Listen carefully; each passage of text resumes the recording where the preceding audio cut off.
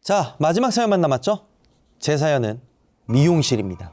미용실에 대한 의미를 아세요? 뜻? 미용. 미, 아름다울 미. 사용할 때 용, 실. 방. 네. 미용, 그러니까 나의 외모를 사용하는 실이다. 사실 미용실에서는 머리만 하지 않습니다. 그럼 뭐도 하죠? 화장? 머리도 감겨줍니다. 아, 좋아요. 저는 미용실에 관한 괴담을 들어본 적은 없는데, 머리를 손질하는 사람이 어떻게 손질하느냐에 따라서 그 사람의 비즈니스가 바뀔 수 있다. 그럴 수 있죠. 네네네. 그렇게 전 생각하기 때문에 이 미용사분들의 이 섬세함이 저는 중요한, 어떻게 보면 역할이라고 생각을 하거든요. 그러니까 머리를 이상하게 하면 우리나라에서는 약간 좀 그런 게 있잖아요. 좀 비즈니스 자리 딱 갔는데 이런 좀 첫인상이라는 게 있다 보니까. 네. 저는 그 괴담은 들은 적 있어요. 손님이 네. 자기 자른 머리를 따로 모아서 가져가는 사람. 아, 저도 봤어요. 뭐 좋은데 기부하는 거 아닙니까? 아니 그냥 깎은 머리를. 그 기부하는 머리는 길게 한 다음에 이렇게 그거에 맞춰서 잘라야 근데 그게 되는데. 예전에 괴담인가요? 직접 보신 건가요? 아니요, 보지는 아, 그냥 들었어요. 예전에 그런 사람도 좀 있었어요. 약간 유교 사상. 부모님이 주신 건 한올한올 다 소중하게 생각한다. 그래서 집에다 모으시는 분 그러니까 그 있다고 하더라고. 머리카락이나 손발톱 같은 걸 모으는 사람들이. 있었어요. 저 몇 번 봤어요. 바로 구독해 주세요.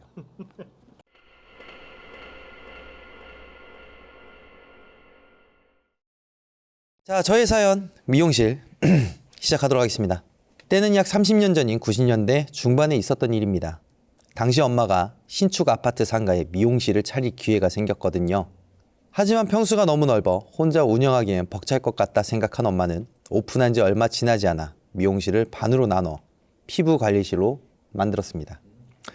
당시 피부 관리를 전문으로 하는 곳이 별로 없던 때인데 미용실과 같이 하면 좋을 것 같다는 생각에 엄마는 피부관리사 자격증이 있는 이모 한 분을 데리고 오셨어요.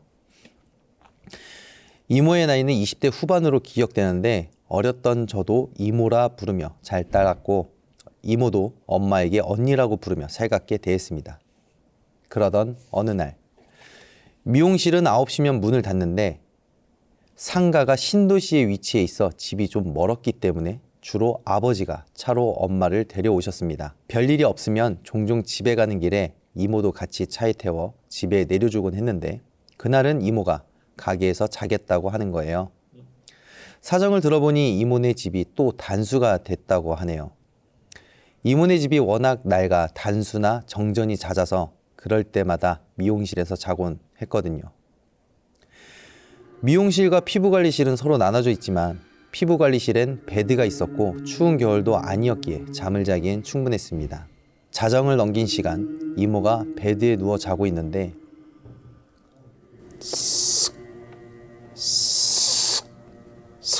미용실 쪽에서 머리 빗는 소리가 들리더래요.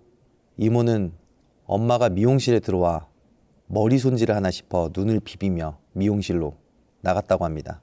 언니는 이 밤중에 무슨 머리를 하고 그러다 퍼뜩 뇌리를 스치는 생각이 저희 엄마의 머리는 짧은 단발이라는 것이었죠. 그러니 저렇게 머리 빗는 소리가 길게 들릴 리가 없었어요. 정신을 차린 이모가 혹시 이게 꿈인가 싶어 눈을 비비고 다시 보는데 어떤 여자가 미용실 의자에 앉아 머리를 빗고 있는데 머리카락이 얼마나 긴지 바닥까지 길게 늘어져 있었다고 해요. 그런데 그 여자가 사람이 아니라 느껴진 것이 거울에는 아무것도 비치지 않았다는 것이었습니다. 이모는 너무 놀랐지만 혹시라도 소리가 새어나올까 얼른 입을 틀어 막았대요. 그 귀신이 자신을 알아챌까 조심스럽게 뒷걸음질 치는데 귀신이 빗질하던 손을 뚝 멈추고는 이모 쪽으로 고개를 쓱 돌려 이모와 눈을 마주쳤대요.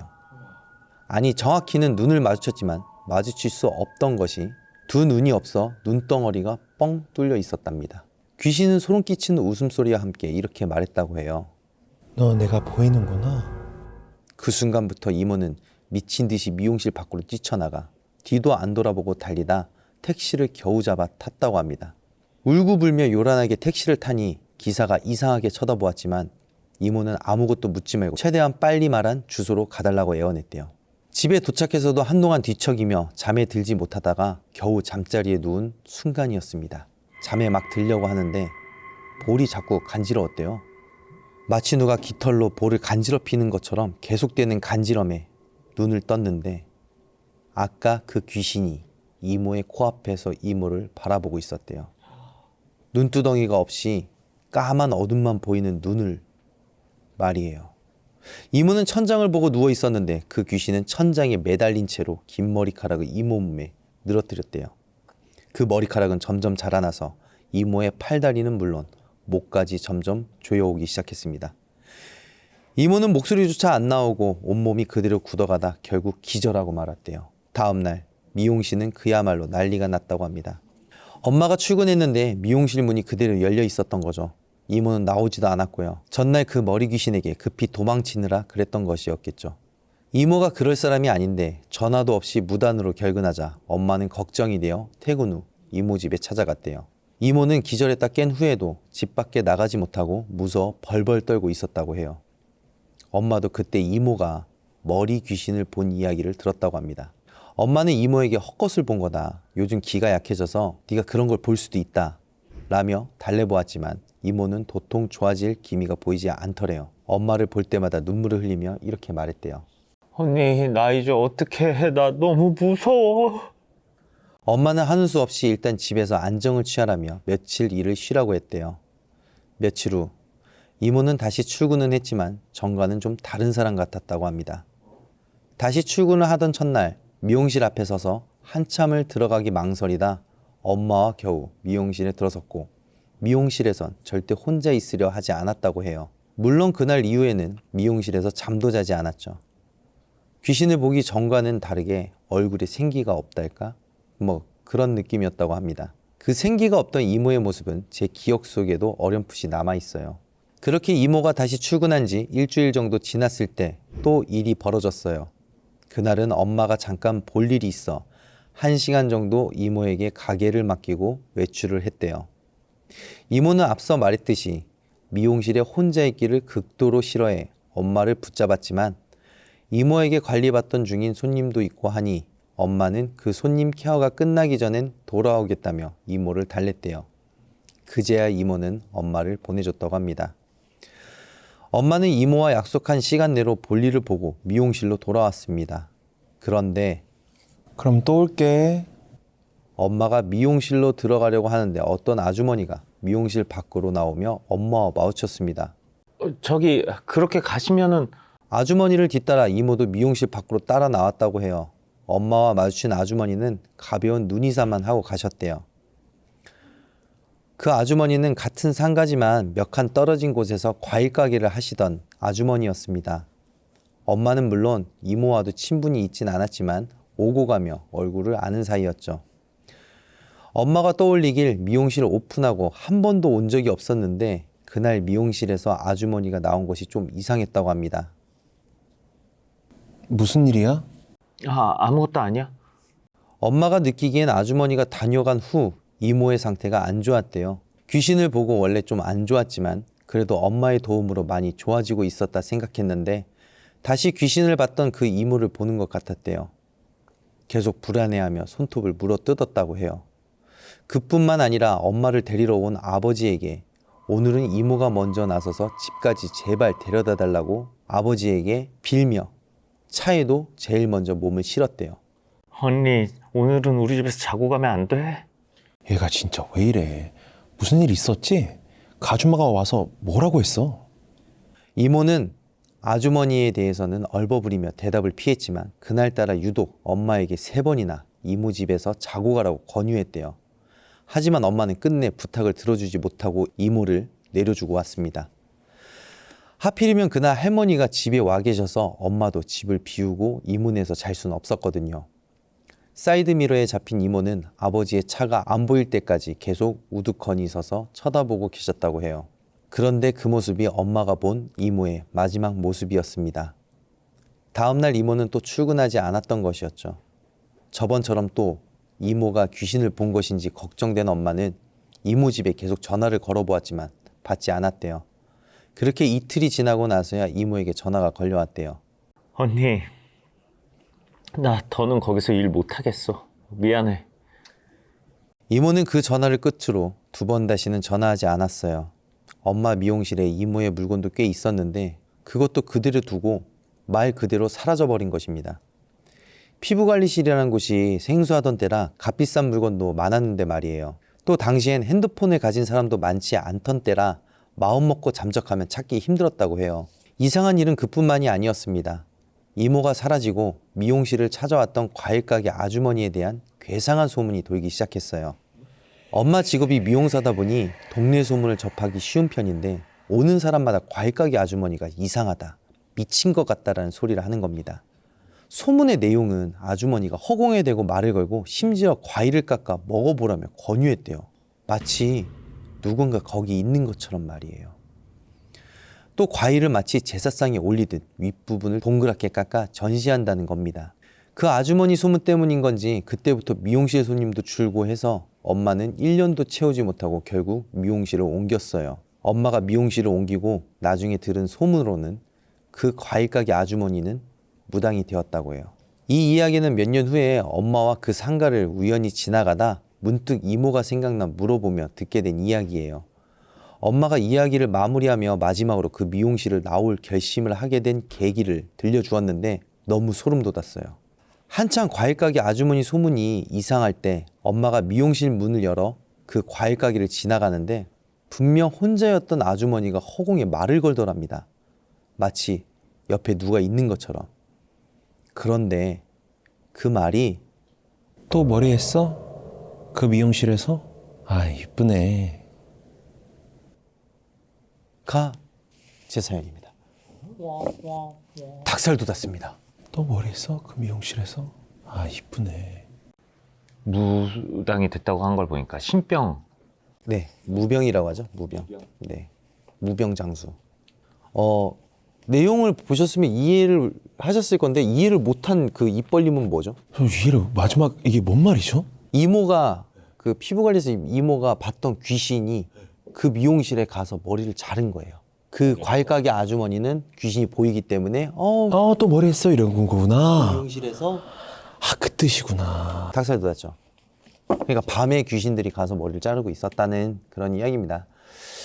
자, 과일가게 아주머니와 이모는 어떤 대화를 나눈 것이었을까요? 퀴즈입니까? 네. 자, 5초 드리겠습니다. 10만 원 빵. 4, 3, 정답. 네. 정답. 10만 원 주세요. 네? 그러니까 아무 말 없었을 거라고 생각했어. 네. 사실 아주머니와 이모는 어떠한 대화를 나누지는 않았습니다. 그럼 뭘 했죠? 무당질을 했겠죠. 아, 무당이 많이 끼는구나. 왜냐면 딱 봤을 때 이제 아주머니가 딱 그 이모 혼자 있을 때 얘기했던 게 아마 그걸 거예요. 뭐라 그래야지? 너 혹시 여기서 머리 깎은 여자를 본 적이 있느냐? 그때의 기억을 상기시켰을 가능성이 있습니다. 그럼 이모를 괴롭혔던 귀신의 정체는 무엇이었을까요? 그 상가에 살고 있는 연관이 없는 귀신일 것 같은데. 그렇죠. 저도 여기 사연을 봤을 때는 연관은 없을 것 같아요. 그거 아세요? 사후에도 머리는 자란대. 네, 맞습니다. 죽은 지 오래된 여자였던 거죠. 그러니까 그 상가가 지어질 때 묻힌 거야. 통나물 묻히듯이. 근데 왜 하필 미용실이에요? 그런데 뷰티샵이 생겼잖아. 처녀 귀신들은 뷰티에 신경 쓸 수밖에 없지. 여자들의 소유욕이니까 욕망이고. 그래서 나도 피부 관리 좀 받아볼까? 갔는데 눈이 없어. 그럼 눈화장을 못하는. 예, 그래서 길을 잃은 거지. 그 미용실이 온갖 영가들이 와서 머리를 하는 곳 혹은 뭐 화장을 하는 곳 그런 곳일 수도 있다. 과일 아주머니가 뭐 몇 개 떨어진 곳의 과일 아주머니면 사실 상가에 미용실이 하나 있으면 여기로 무조건 모든 이제 손님은 몰리게 돼 있어요. 모든 그 저희 소문의 그 집합소가 되는데 그 아주머니가 이 미용실이 생겼는데도 오지 않았는 이유는 보통 그런 다른 미용실이 이미 있는 경우거든. 그렇기 때문에 옮겨가지 않는 거거든요. 자기가 다니는 미용실이 있으니까. 귀신을 끌고 그쪽에다가 이제 그 과일 아주머니가 미용실에 들어갔잖아요. 그럴 땐 귀신밥 먹이기 위해서 들어갔다 나왔다 시주를 받는 경우도 있거든요. 왜냐하면 그 여기 문지 그러니까 사연 보면 제사상을 차리는 것처럼 이렇게 제사상을 차려놨다. 이런 부분을 정황으로 봤을 때는 아마 이 상가에서 뭔가 제밥 얻어먹기 위해서 귀신들을 부렸던 건 아니었을까. 그러면 그 경우에는 이 어떤 미용실의 터 이런 게 문제입니까? 아니면 그 어떤 개인 뭐 저기 이모나 과일 아주머니의 개인의 문제입니까? 터일 문제가 가장 클 수도 있고, 그리고 이제 과일집 아주머니라고 하면 여러분들 잘 모르시겠지만은 그분 떡집 아줌마, 과일집 아줌마, 꽃집 아줌마들이 신병이 가장 많이 왔습니다. 왜죠? 과일집 같은 경우에는 굿땅을 자주 드난달락하기 때문에 과일 띄워주는 집이 많았거든요.